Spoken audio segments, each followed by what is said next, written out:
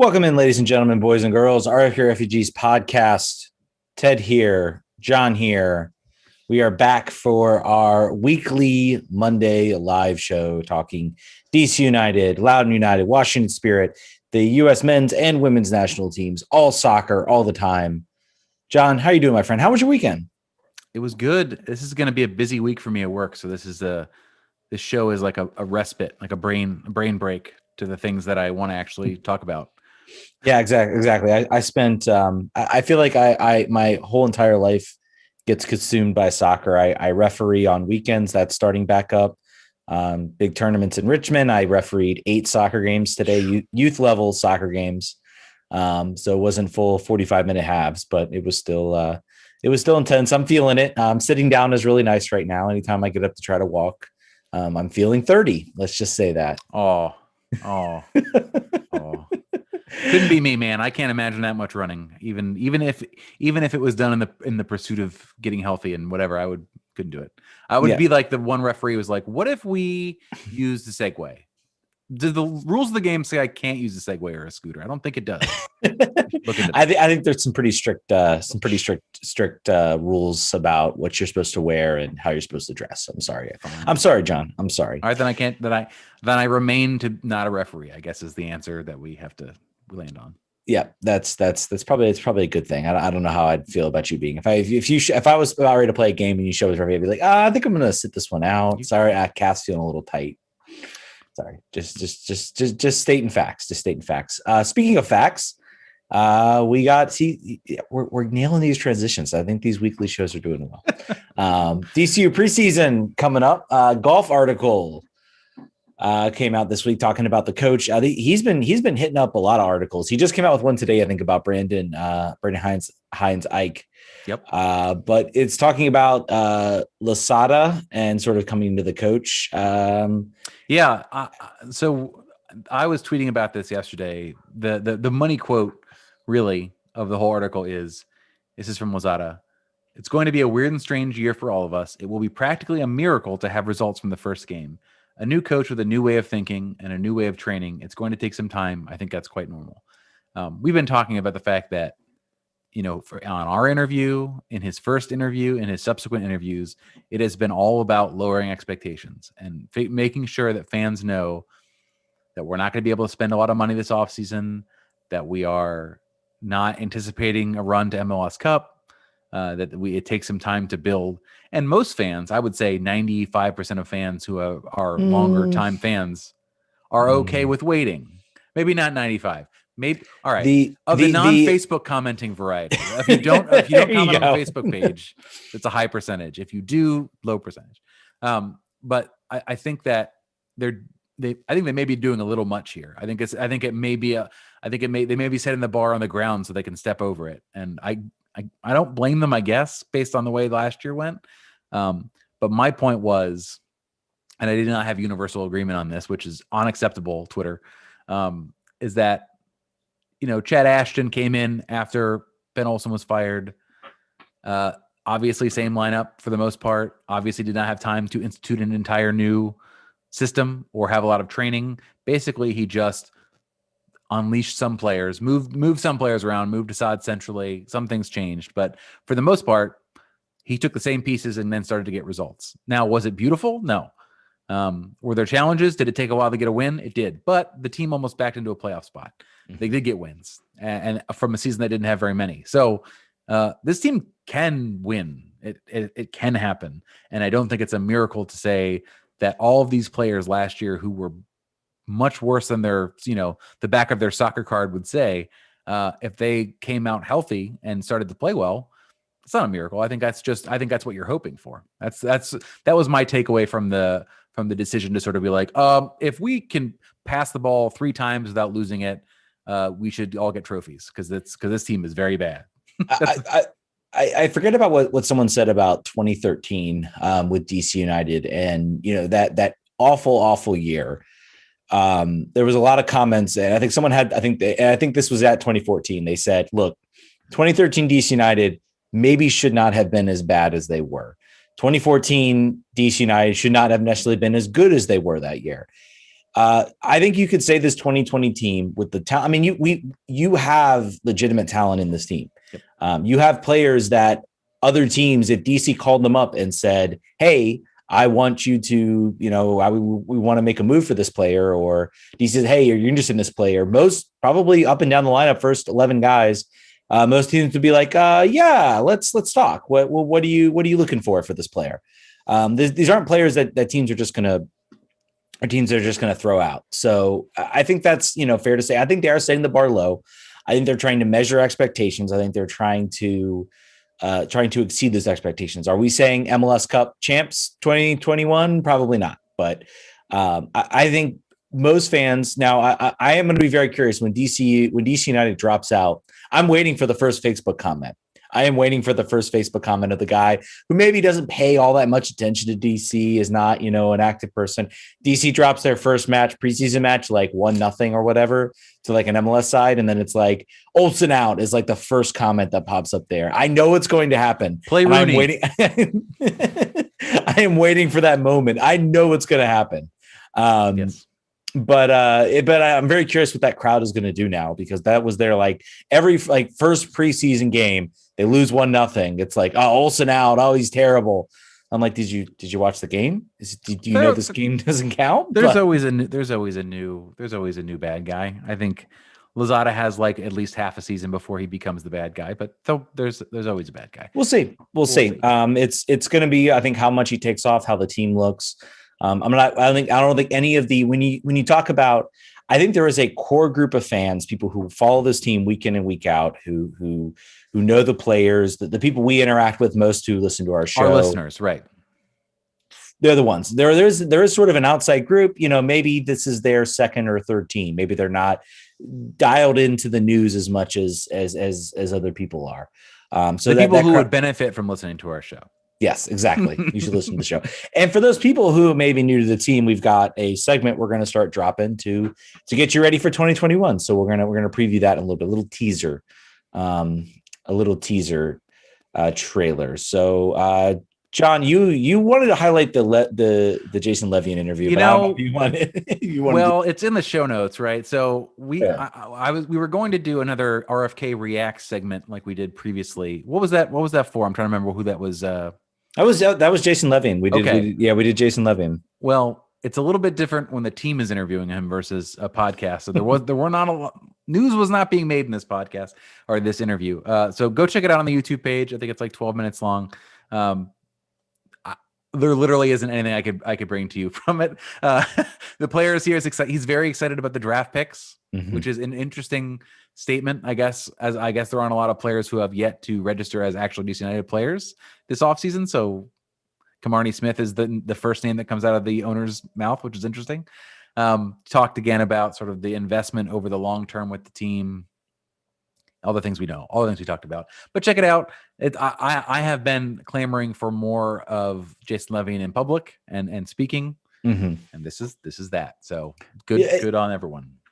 Even if it's maybe a far flung, maybe if it's a dressing up of a situation that's not great, let's say, in the club, or at least there's communication that hasn't been there. And we've said, even if it's complete fluff, something's better than nothing. And we've got nothing for a long time with this team, and from the ownership group. So I am all for any type of interaction, any type of idea of what this team aspires to be. Give me that direction. I think they did it. They did it with Hernan Losada. I think I see a direction here of where we're going. And I like that direction. It's the direction I think the team should take. But some other larger picture stuff can help as well. When that isn't there. We have some confirmed signings today. Heinz Ike. I feel like we've always said that he's been confirmed. I think now it's official. He's in a DC United kit training at Audi Field. So now it could not be any more official. DC United also secured the final paperwork to sign Kamani Smith, their number 1 or the number 3 draft pick. I want to say, yeah, that number 3 draft pick. I know it was it was in the top They were number 3 and number 4. So for their draft picks this year. Golf sort of saying he's probably going to spend a lot of time in Loudon. So we will see kind of how international player leaving us with none or one spots. I don't know where the most recent math is, but he's going to take an international roster spot. I'm wondering, again, this would be a great question for the allocation disorder folks, or just someone who's been more read up on MLS roster rules than I have been lately, is that if you loan him for a full season to Loudon, does that relieve you of the international spot? Or do we just have to go do the thing where we trade $200,000 to Colorado Rapids for an international roster spot, as we have done 100 times? I don't know. I think that does. I feel like they did that with Eric Sorga. I want to say they like signed him as a Loudon player, stashed him kind of in that spot. So I think that's true. I know that you can do it with injuries. We saw it with last year with Edison Flores, who we'll talk about a little later in the show. See, teasing it again. We got a question from the chat, and this leads into our next talk about Andy Nahar and Rodney Wallace being trialists. This is from 290 DC 99. Do you guys think Nahar and Wallace will be signed? I will say my personal feeling is Nahar is a better chance of being signed than Rodney Wallace. Yes, Rodney Wallace did play for DC, but I think he gets a little bit more. Andy Nahar gets more of the connection. It's sort of a return home. We'll see how much they feature in these preseason games. I hope we get to. Yeah, I think probably a lot. Yeah, and we'll see how they look and whether one of them gets rushed. Maybe we'll be surprised. Maybe Rodney Wallace gets the spot and Andy Nahar doesn't. It's entirely possible. But there's room for them both. There's depth and there's opportunities for both of them. I noticed that Nahar is listed as a midfielder in the preseason. That was interesting. Yeah, I thought that was very interesting. So, well, sometimes they just do that. Like sometimes it's not actually to real or anything. But I think that was. I would say. I agree with you. I think Nahar is a better bet. I would say Nahar is at probably like 60 to 70%, and I'd put Rodney Wallace at like 30 to 50% at the best case. We need depth on in both of the positions they play. So we'll see. How much does the potential signing or re-signing or bringing back of Lucas TT Rodriguez, how much does that play a role in whether both of them get signed? I think it plays in. I think it means there is only one spot. If Rodriguez is here, it means it's either Nahar or Rodney Wallace. I don't see how you can fit both those guys in just there. In a full roster spot or a salary spot or a salary spot, a roster spot. I don't know. Maybe I think we're definitely going to have room on the roster overall. Fair. There are Logan Pancho is going to be a Loudon player. Kamarni Smith's going to be mostly a Loudon player. They can carry, I believe, up to 28. Mm-hmm. They never do. So that part probably will resolve itself. There's a question about salary. I think that, who knows? It's pretty opaque, but I feel like they probably Nahar and Wallace would not be super expensive at this stage in their career as they're looking to sort of try to, just claw back into the league. TT is let's go right into that. I think TT that's a rumor that has a lot of fans excited, particularly I think fans who. Well, not all fans. I was going to say fans who came sort of in the Rooney era and got to see TT in his first year and kind of wondered why he left. But he is apparently, I don't know if we talked about it last week, he's being pursued by the team again. However, he also had an adductor injury, which is usually a pretty long-term injury, which is not promising. But I think if they're actually looking to pursue him as a long-term signing and not a loan, who cares? That's fine. Be injured if that we can work with that. I would be excited to see him play. I think he would be a real solid addition for this team when we can't spend a lot of money. You sign players that are known quantities that just for whatever reason are no longer with you. I think it's a good move. And I think there was a lot with Lucas. I mean, Lucas Rodriguez burst onto the scene with the team with an excellent goal in probably the last game where we saw DC United just flat out boss a team. In Real Salt Lake, and that was 2 years ago. I'm pretty sure that is the sort of the last time I was excited about a team. He had that amazing goal off the corner kick. I think we all got excited because I think it was I think an Argentinian was like, oh, Lucas Rodriguez is no longer with the team, and this came a day after the news. Right. So everybody got all excited. They were all like, "Oh man, maybe this is the Usually when a player gets removed from training or they get removed, maybe the signing it means the signing's imminent." But apparently, it was an injury. Not clear on the details yet of how much of a long-term injury is. Hopefully, it's maybe just you said it's an abductor injury. I had heard it was just a small injury. I hadn't heard anything about sort of specifics of what it was. But it came out this morning. So okay. I think even still, I think that won't. I think that's not going to be a reason why they do or don't. I think it's just a matter of, does he want to come? And can this team, and is he at Estudiantes? Estudiantes, yes, same team. Will they finally be able to work numbers together? Will they finally be able to have a equal evaluation of the player? We'll see. Now, will they do what they do with everybody? Will they do a loan for a year with an option to buy, which is why TT left last year? I hope they don't. That was the problem last time. So I'm hoping they can commit to an actual transfer, even though Brendan Hines-Ike is a loan. I think other players we get might be loans, but please just buy him. Just buy him. And I don't know how does that impact the player when he's on. I mean, we remember Assad. They were maybe trying to work out a loan deal with Assad to maybe extend that loan, and Assad's like, I don't want that. I want to know, either I'm going to be somewhere or I'm not. I don't want to go out on loan anymore. I'm tired of this. I want a long-term place. I'm not sure what the transfer fee would be. I'm not even sure what his contract situation is down there. The reason Assad came back to DC was because his contract had finally run out, and so he was a free transfer.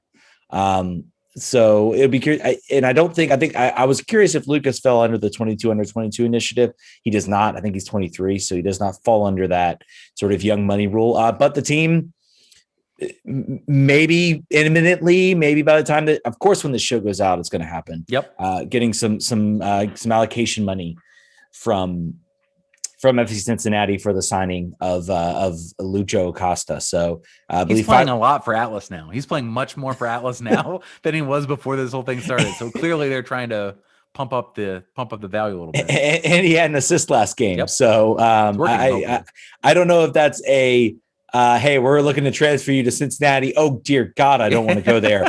Please, I'll perform better. Or that's I really need to show my stuff if I'm going to get a good transfer and show everything off. So speaking of players who played here for a brief time and people miss, this is a treat for the live viewers. And this is something I tweeted about that I was going to buy. This is a Branko Boskovic Upper Deck DC United card. Pretty excited about that. I went on a little bit of an eBay binge, but that's probably my most favorite pickup of the week. I've got the Branko Boskovic. I got a Rapid Vienna jersey that I wear on the show occasionally. Which, man, do you really? Yeah. I got it from the little soccer. I can't even think of what it's called right now. The soccer gift box thing. I got that, and I was like, "Oh, cool, man! That's a great one." Man, I am super jealous. I am very super jealous about that. But let's keep the show moving. I could show all of my MLS cards that I bought the last week, but I won't. Preseason schedule is announced. Yeah, that's exciting. As you see over here to the left, we've got 5 games scheduled. I believe we're going to Cary, North Carolina. I don't know if you guys were following the. I'm sure all of you are.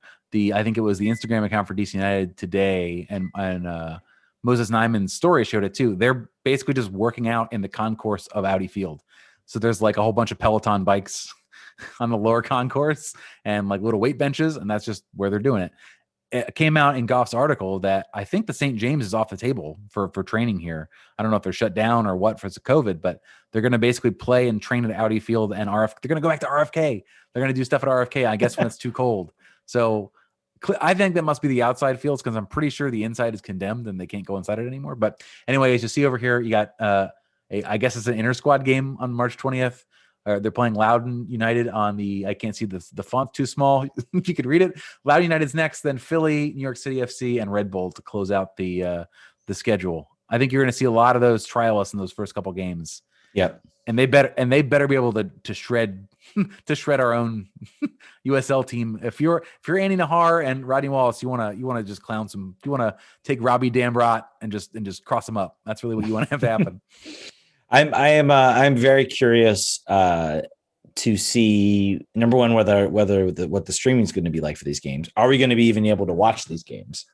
Number one, that's been a source of frustration for me. Is last season, I sat down, I was like, oh man, there's preseason games. Let me go watch some. And I pull them up and it's like, you are not in the area to watch these games. And I'm like, but why? Like, why would you not want to advertise your league? Now I know there's some reasons regarding coaches don't like it when, people can watch their games. I think it's silly. Who cares? Everybody's going to figure it out anyway. It doesn't take much also to get a VPN. So if I was a coach looking to do that, but I'll be curious to see how much of broadcast, because I think that helps get you excited. It helps you see sort of what the team is going to get. I know in 2020, I was sort of looking forward to the team playing a more attacking style, going back to basics type thing. And I learned in that preseason game, they were not going to do that they were going to try to keep playing the same sort of slow build up possession style game. So those are the types of things you learn from that.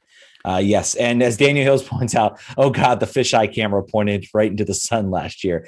Very, very good point. Those streams were not the highest quality. And that is one thing I miss, is like there used to be so many preseason tournaments. There was of course the Armadillo down in Austin. There was the tournament out in, of course, there's the most famous, I guess, preseason tournament is the one Charleston used to hold. The Coffee Cup. The Coffee Cup was it was the Carolina Challenge Cup. The Coffee Pot Cup is just between Charleston and DC. That is a good point, and thank you for correcting me. That is correct. Always. I will always correct you on DC United history and lore, my friend. I will not fail in that regard. But yeah, I hope we see some games. I want to see what Losada is going to do. Especially with the new coach. I want to see what he's thinking.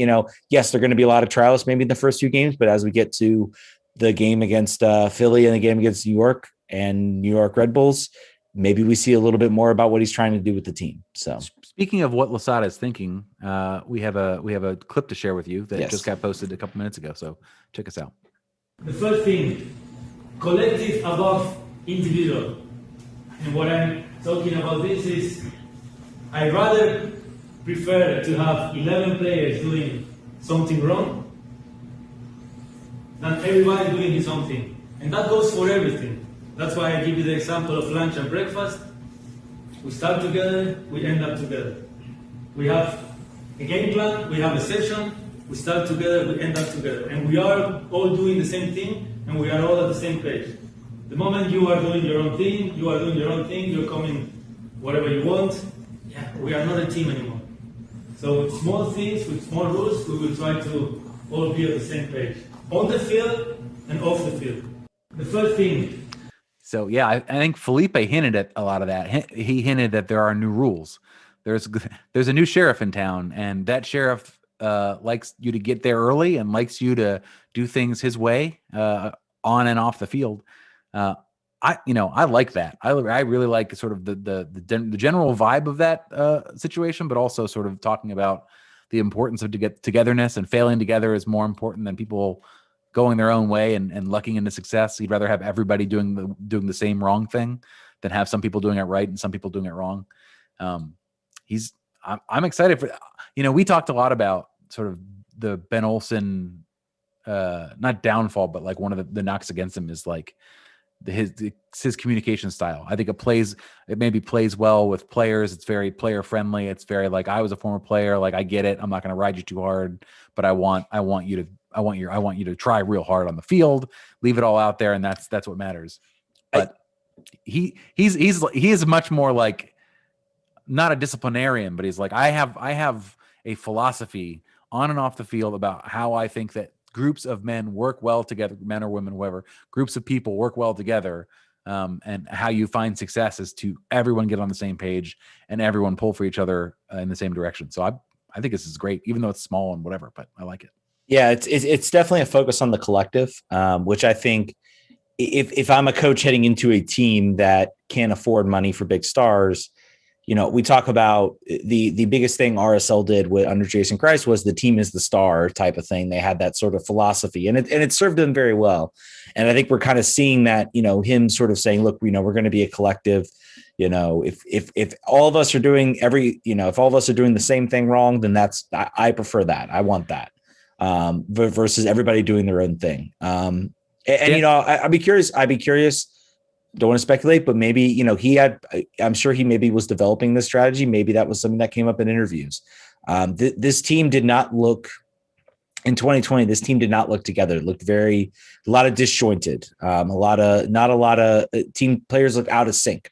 So I wonder if he sort of picked up on that and he's like, no, we're going to be a collective unit.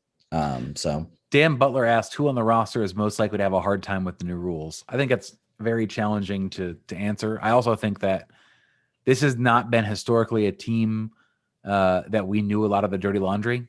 Mm-hmm. A lot of other teams, you'd know who the troublemakers are. This team manages to kind of keep a lid on stuff, or did under Ben Olsen. So I don't really have I don't have a good, I don't have a good educated guess on who that would be. My guess would be nobody. Yeah, I mean, last year, 2019, I maybe would have said Lucho Acosta. I'm not really sure. He was very much, his body language on the field. There was definitely a lot wrong. And I think you're right. I think that's the thing about, you got to understand is a lot of these guys, yes, they're making good money, but they're not making the millions and millions of dollars that a lot of other sports are playing. They don't have. They're not making FU money. Even if somebody from the DC team went to Stephen Goff and said, hey, I'm unhappy about these things, I don't know if Stephen Goff prints it. I don't know if Stephen Goff feels like that's a smart move to go. Maybe he gets mentioned, hey, there's some unhappy players at DC, blah, blah, blah, blah. Here's what I'm hearing sometime down the road, but it's not like an instant story that you see. So a lot of that does stay under wraps because these are not, players making millions of dollars, the interest, the amount of reporters that sort of talk to that you get in other leagues, the amount of sources talking to each other. A lot of it is very much kept under wraps in Major League Soccer. So as far as players, I think they might have a problem with it. Yeah, I can't really think of anybody. So, now I guess we gotta jump into this unfortunate bit of news that dropped last week. Apparently, a Cardiff City fan dug up some tweets where Paul Arriola, at the age of 17, said some frankly racist rhetoric and also very sexist rhetoric. And it is, I guess it's more, I think the reaction of the fan base wasn't anger. A lot of it was disappointment, I think is the best way to describe it. It's disappointing. This is a player who has probably, Acosta leaving, Rooney leaving, sort of set himself up as a fan favorite, I think, amongst fans. His absence in 2020 was certainly felt. So this is disappointing. And that's about the best way I can describe it. It's disappointing. I think that he's, from what I said from the start of this was that I hope and I assume that he has grown since then. I think that's none of the thoughts that came out then have been in evidence and anything else that we know about him since then. So I think that's important. I think it's important that he apologized. I think the apology was very good. I thought it was extensive. He said the right things. I think it matters what his teammates think about him as a person before this, and then sort of he'll probably have to address this, I would imagine, when he gets back. He's going to do some unconscious and conscious bias training. It's impossible to know how he can make it better for everyone. I think that he's obviously going to have to address it some more. I think he's going to have to do some more things. But to me, he does not seem to be the same guy he was. And I think it's important to give people space to grow and learn from their mistakes and let them prove that they're the person that they say they are. And I think that he'll probably want to be more outspoken as a person through the team or whatever else, so people can really see his character. Most of what everyone knows about him is on the field and the way he plays and his personality on the field. And generally that would have been fine. But I think now that this is sort of a narrative that's going to circle him, because if you know sports, like, someone will bring this up in every tweet about him forever now. Like, it'll just be in the comments. They'll be like, you're a racist. No matter what happens from now on, like, once that happens, it's out there. You can't unring a bell. So he's going to have to figure out a way to show the parts of himself that he wants to create, the image that he wants to create with the rest of the folks for going forward with DC United. Yeah, and I will say it's not up to us on this podcast to forgive him. It's up to POC groups like the Rosen Collective, who put out a statement that I thought highlighted some great things that Paul and steps Paul can make to show that he has grown from those statements. It's up to his black teammates for him to show them on the field and in the locker room that these comments do not represent what he is today. All those things are who he really needs. He doesn't need to show, media members. He doesn't need to show you and I. It's those people he needs to show, because there are a lot of fans, I'm sure, that were hurt by what he said. And he's disappointed people with those tweets, regardless of when they were, regardless of the fact that they were 17. So, I think that's kind of all we got to say about that. So, yep. Okay, on to more fun topics. Maybe we're going to talk Edison. We're going to talk Edison Flores. So I think each week what we're going to do is we're going to pick a player highlight. We're not going to be able to get to all of them, but I think we're going to sort of put a spotlight on a player. And I think I felt the important thing to start this topic was on Edison Flores, the $5 million player, the highest transfer fee the team had ever paid to a player. 2020 was not kind to him, no, in the least. And I don't know. By the way, feel free to call in 202-709-8441. I'm just going to drop that number up there. It's up there. Feel free to call in if you have any comments you want to make about the show. Anyway, Edison Flores. Obviously, tough to come in, I think, as a new team and during a pandemic. Things kind of got started. I will say in those first two games, he didn't look very good. Yeah, you saw this might be a project, and maybe by June, July, he's going to be, maybe a little bit better. You posted there were sort of whispers he may have been hurt. I had not heard that, but Hernan mentioned in our interview he was saying that he was hurt all year. Mm-hmm.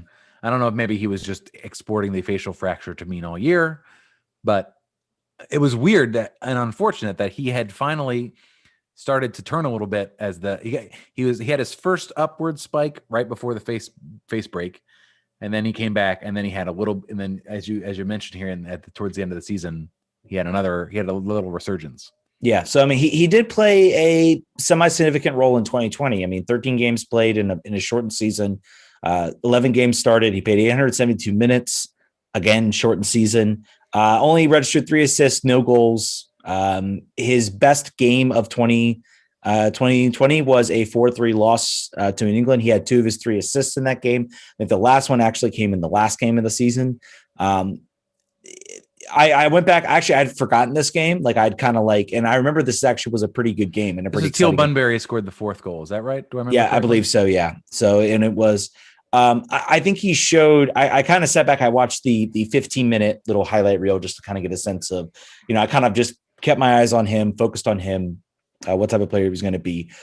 He was very active on the ball. He seemed to be, I watched from the video and I thought maybe he was playing more centrally and then sort of drifted out left. I looked at the stat sheet, the sort of Opta stats, pretty much on the left. He was on the left side. His 2 assists actually came from opposite ends of the field. One on the right side, one on the left side. The left side one was the best one, if I remember. You kind of see stood up a ball on the back post. Is that? Yeah. And that was it? Did Griffin Yao score that goal? That was actually, I think that was Ola. No. That was it wasn't Griffin Yao. It was, he got one goal. There was Emil Assad on the first goal. Right. Got a ball at the top of the box, played a beautiful ball over the top, right to Emil Assad. So he showed his ability, I think, to be that sort of person. I think of that game, I would say he is, and this is the question, I think, is he a number 10 or is he a winger? And there was questions at the beginning of the year, he's being paid the most. Do you push him out to the left? And I think that game in particular showed that maybe he's a winger. He has the ability to sort of collect the ball, he plays an inch perfect ball right to Assad's feet. I mean, I went back and watched it. It goes up and it dips almost right on his feet. I mean, that is a special skill that very, very few players have. His second assist was a little more of a hopeful cross that Gelman Rivas kind of does a good job sort of muscling off the ball. And I kind of laugh at the comments from the New England Revolution player sort of commentators saying that, that goal should be overturned. It shouldn't count. And I'm like, it was totally fine. 100%. Quit being homers. on that goal. But yeah, I think that was a solid performance. And again, I think it was an upward spike, and it's just a shame it came sort of at the tail end of the season. And, I think his 2020 is a disappointment. He gets a new coach, new philosophy. I'm not sure how much Flores really fit sort of the Ben Olsen type player. So I'll be curious to see more attack-minded coach. MLS Soccer has also highlighted it as kind of being maybe this is the catalyst that can get him going. There was I was reading a scouting report of him prior to his arrival. I was just reread it, but it was before he got here, and sort of talked about the player he was in Morelia, and he actually sounds like he fit Ben Olsen. He was a unusually two-way offensive player. Like his defense, his ability to win the ball back and be physical was noted. He registered 4 interceptions in that game against New England. So he definitely showed the defensive. He got bullied a lot on some tackles. There was one moment, I think in particular, I want to say it was Brandon Bai was going down the end line, and basically he tries to make a play on him, and the New England player just kind of shuffles him off, basically just arms him out of the play, and that was it. But yes, he showed good defensive vision on a lot of plays in that game. So the other traits that he was complimented on was his crossing of the ball, which we saw when he was healthy and in the mood. That was a skill, and then taking players on and beating them off the dribble. We did not see that as much, and that would. My concern is that the team is pretty deep on the wings. That is, if we have all of our skillful players are wing players for the most part. That's sort of where we've concentrated all of our offensive talent. They're going to have to figure something out there. If you put him as a starter on the left, what do you do with Yamil? We've already sort of decided. The coach on our interview already said that Yamil is not playing in the middle of the field. You got to find a place for Gressel when Paul Arriola comes back, which it looks like he's going to. Where are you going to put him? There's a backlog, and we said that at the beginning of last season too. And we would hope what we wanted was there to be a shakeout and the best players to sort of rise to the top. But everybody was bad. They're just all nobody rose anywhere. Everything sunk to the bottom of the cup. Yeah, we had the thinking, oh, this is going to be a competitive roster. There's going to be a lot of guys jostling for spots. Where is it going to be Gressel or Arriola out there on the right? Maybe they're going to do. I hinted the whole one of them is going to play wing back, one of them is going to play right wing, and they're going to switch each game, and that was going to be kind of the philosophy. And then Arriola went down with an injury, and then other players went down, and then suddenly it was just a disaster. And then the wing player that broke out was Kevin Paredes, who was not on anyone's radar to really contribute last year. So it all goes to say that we don't know anything, and until the games start being played and we're talking about roster manipulations, we're throwing darts. But I think it is certain that if everyone plays to their stats, there's a selection challenge, I think, for Hernan to figure out where these wing players are going to slot. Mm-hmm. And there's more of, I think everybody played bad. So you saw a lot of those academy players sort of rise up. Now you got the team bringing in, theoretically Titi Rodriguez, Annie Nahar gets an opportunity. There's a lot more challenge for these younger players to kind of step in. And this is a critical year for Edison Flores. You would have thought his stock would be kind of on the rise. And I think what we're learning about MLS is that it's a league where it's boom or bust. You can really, really improve your stock, or you can kill it. And he right now is I think I looked, his transfer market value is still kind of around the same. I think everybody's just kind of giving him a mulligan for 2020, like most players, which maybe is a smart thing to do. But this is a critical season for him. He got a mulligan to try to figure out to get settled in DC. Now he can focus on his game. So I'll be excited to see what he brings to the team. I think that's first time dad having a daughter. So it's again, he'll be busy in that capacity. Steve Birnbaum can give him all of his old. I think he just had another kid. So maybe I was going to say there's lots of hand-me-downs you can get from the team, but maybe not. Maybe Steve's still using them. But I think this is. You said this is a big year for him. It's a big year for the team. Mm-hmm. Is he a part of the 3-year project for Lozada, or is he not? And I think we'll find out this year where Hernan seems like a guy who figures out what his evaluations are not going to take all season. Mm-hmm. So let's find out. We're excited to see. I would like him to play well. That would be great. Lots of people bought Flores jerseys last year on the back of nothing. So let's hope. You would like. Yeah, I always I listen to the national shows, and I know a lot about these players, and we all talk about a lot about these players. no one's talking about anybody from DC. And maybe they should, but I mean, there was also a little talk about sort of the younger players.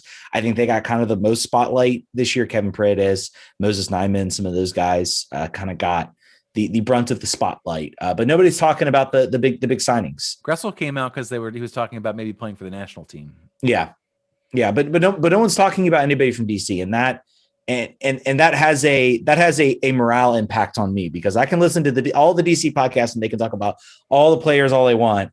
I like to hear it when the national media is talking about you. That's when good things are happening, and that's what you want to. We're underdogs, Ted. Yes. Why can't us? We can make a run. Yeah. Or just win some games. Hey, it worked for Minnesota. Let's make it work for us. Yep. Alrighty, and we do have some preseason games to talk about. We have preseason games talking about the Washington Spirit, a 6-0 victory over Palm Beach Atlantic University.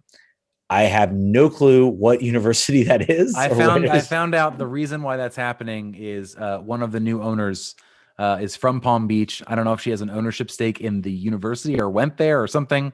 Miss Yang is a Palm Beach resident, so I think that's why. I think that's why they landed there. But I think I was saying, like, I don't think that's their top competition that they're going to face this preseason, but six goals is 6 goals. I like Ashley Hatch scoring a hat trick, even if it's against college kids. Still good. Yeah. I had to look. I was like, is this even like a D1? I was like, no, it is a D2 school. It's a warm up, man. It's a warm up. And, they've played college teams in the past and they have barely beaten them or struggled against them. So, it's good to see them. You play who's in front of you. Hatch hat trick. Bailey Feist 2 goals and a goal, and 2 goals by Trinity Rodman, who I think is going to be a player to watch this year. Check out Black and Red United for an interview with her. It came out today. Yep, absolutely. They play next on this Saturday. Playing from IMG, I believe, also not televised. So be on the lookout for, I guess, pictures of that. the Twitter followers, the iPhone pictures from 40 yards away, which is all that you can get. But hey, man, the Twitter stuff is how you used to be. I used to have to follow all preseason games. I remember. Yeah. We all remember that. At DCU match day would be the way that you'd follow that. Yeah. So we got some questions from listeners that we want to get to. David Sheehan would like to know who's going to score goals for this team. I think he is a generally, I would not say down on DC United, but he's not a super optimist about the team based on his Twitter. I would say the goals are going to still come from the midfield. I don't think that this team has solved the forward scoring problem that we had last year.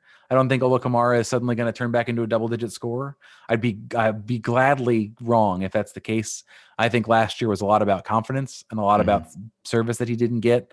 And even still, in the middle and end of the year, it still looked like they did not know what runs he was going to run, which is just crazy. But it is something that was noticeable. There was lots of remonstrating and sort of like he would make a 45-degree angle run through center backs and want a through ball on the ground, and it would not come. Yeah. So maybe that can change under a new system. But I think the midfield is where goals are going to come from.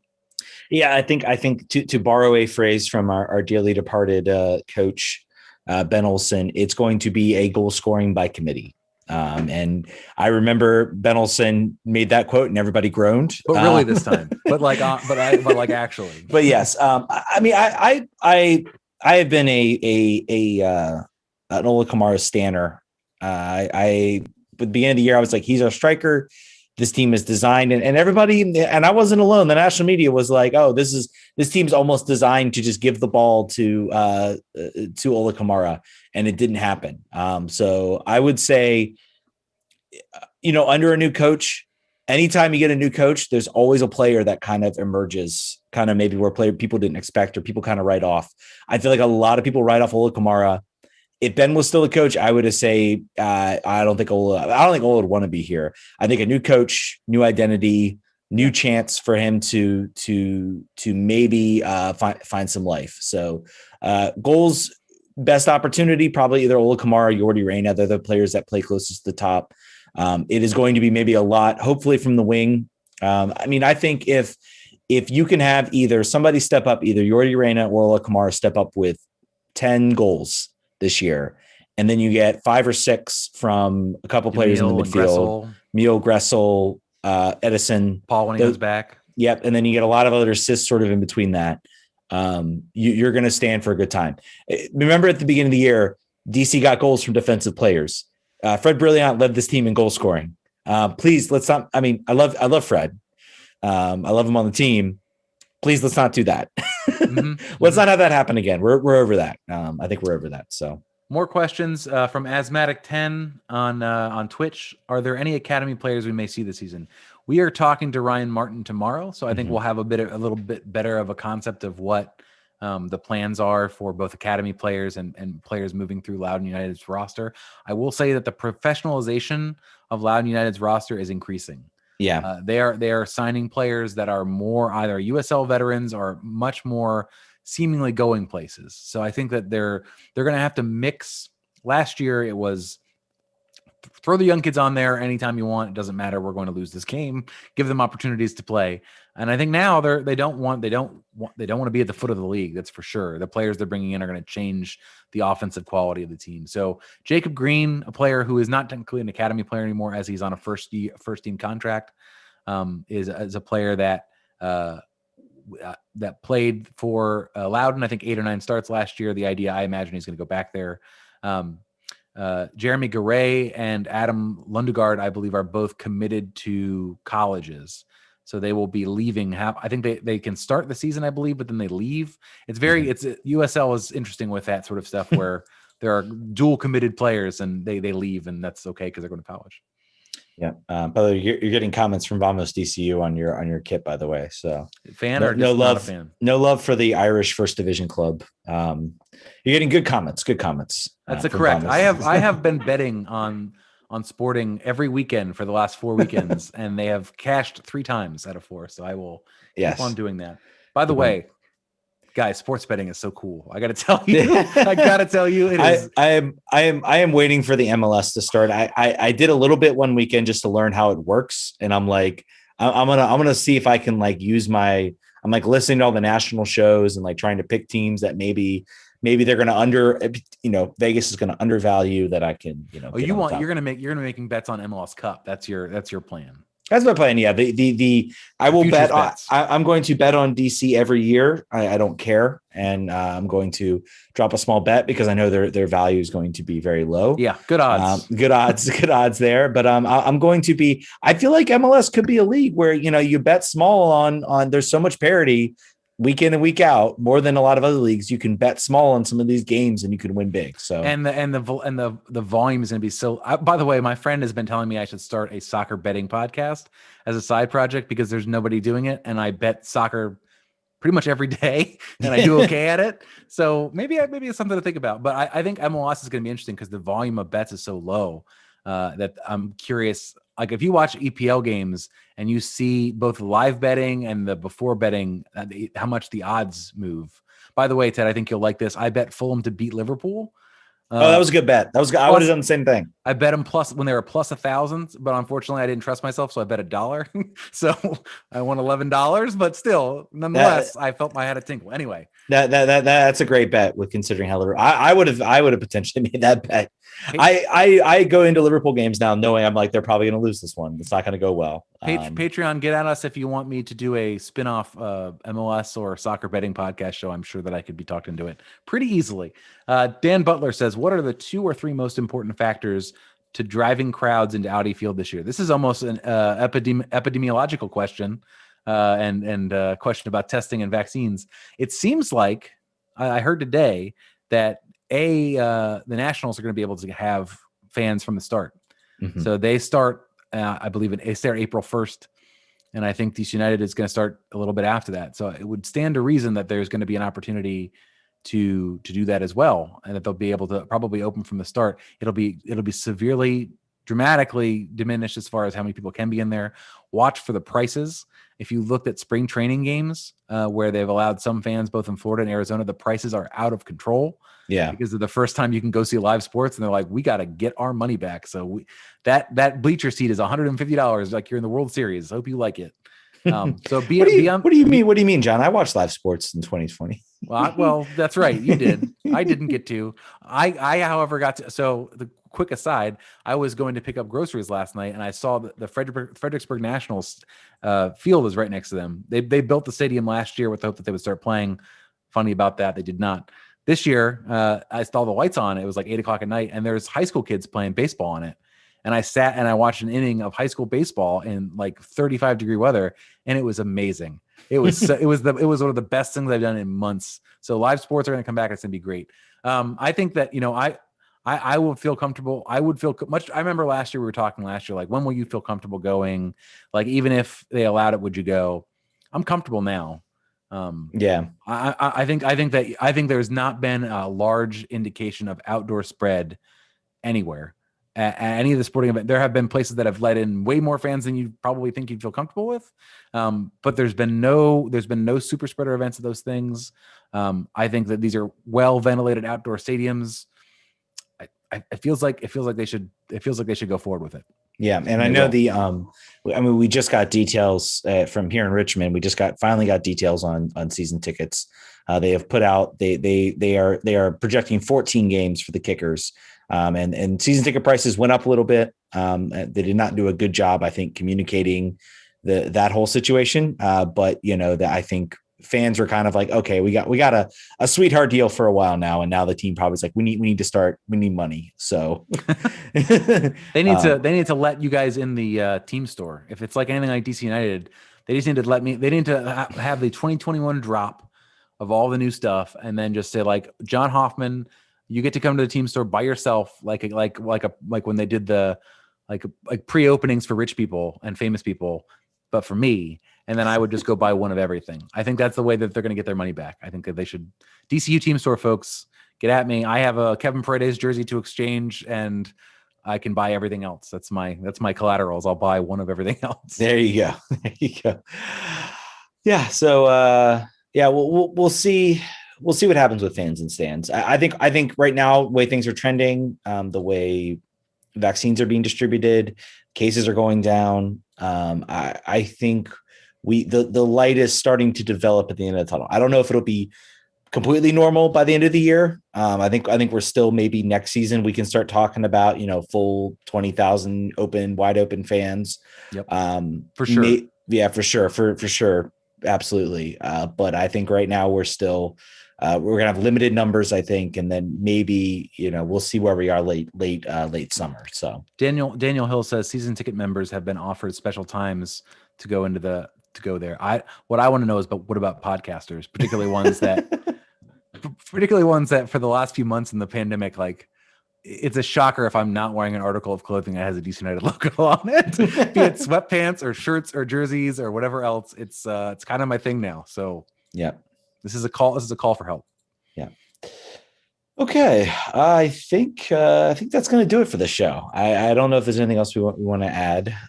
No, guys, I think we're excited to see a full week of camp before they head off to North Carolina. And the DC United social media and digital folks are doing a good job getting stuff out, giving people an insight into the first week. Make sure you're following the players. That's how you get the best sort of idea of what the daily training looks like. It's also funny too, particularly the young players, as you watch what the team puts out, they share that stuff immediately. They love nice pictures of themselves. Particularly when they're younger, they're like, oh man, that's a good one. I'll put that one on the story. So make sure you're following everybody. Follow us first at RFK Refugees, and we'll probably share it. But if you don't do that, follow the rest of the players. Yes. Follow RFK Refugees, twitter.com on Twitter. We are also patreon.com/RFK Refugees. Donate to the show. This is how we get a lot of things to talk about. You also get a private RSS feed. So this show will go up tonight. So if you missed most of it and you want to listen to the rest of it, you have that private RSS feed with the show already there. And Thursday night and Thursday when the show drops, you're going to have an interview with Coach Ryan Martin of Loud United and Washington Spirit forward, who scored a hat trick against a very small school from West Palm Beach. Ashley Hatch will be on the show. So that's why you should subscribe, so that you can catch all these podcasts twice a week. Yep. And you can also catch them early too. So you get the early access to all that. It's soon, pretty much for the Patreon, for you on Patreon. As soon as I finish editing the show, it goes right up on Patreon, and then it gets released the next morning. So for those 11:30 PM podcast listeners, I try to be. I try to spot. get a little early, but on the player interviews, you do get them about a day early. Yep. So it's definitely worth it to donate if you want the content before everybody else. It's a way to say thank you for donating to the show. Check us out on Facebook, facebook.com, RFK Refugees. Everything goes up there too. And we will catch you guys, I guess, on Thursday with our interviews with Ashley Hatch and Ryan Martin. And we'll catch you next on our live show on Monday. Vamos. Vamos.